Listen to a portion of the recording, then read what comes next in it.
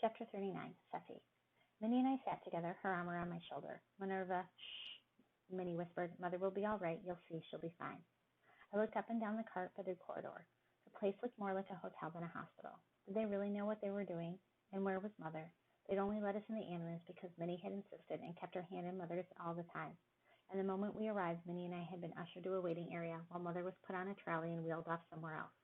The minutes ticked by, and still nothing. No word, no nurses, no doctors, nothing. I looked down at my twisting hand in my lap. Please, God, please. Minerva, Persephone, there you are. Juno Aylett, Dad's personal secretary, marched along the corridor towards us. Minnie sprang to her feet. Following her lead, I did the same.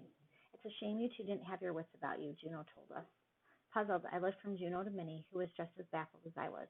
You should have phoned me first rather than phone for an ambulance on a landline. The story's already out that your mother took an overdose because your dad has found someone else. Juno frowned. This is going to take some fancy footwork on my part. I shook my head, convinced what my mind was playing tricks. Surely I'd heard her wrong. I must have. No one could be so thoughtless, so heartless. Mother tried to commit suicide, Minnie whispered. Of course she didn't, Juno scoffed, taking out her mobile phone.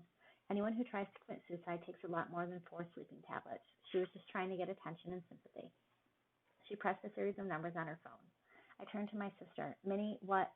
Hi, Sanchez. Juno's voice cut across my own.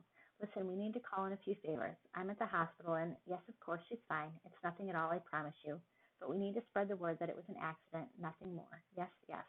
Minnie snatched the phone out of Juno's hand and threw it to the ground before grinding it under the heel of her boot. I stared at my sister, my heart racing, my eyes alight with newfound admiration. How dare you? Juno began. You can go to hell, Minnie screamed at her. You're a spoiled brat, Minerva Hadley, and you're an insensitive cow. And with that, my sister marched off toward the casualty department. I smirked at Juno before I ran to catch up with my sister. She glanced my way, her expression grim. Electric, Minerva, just electric, I told her.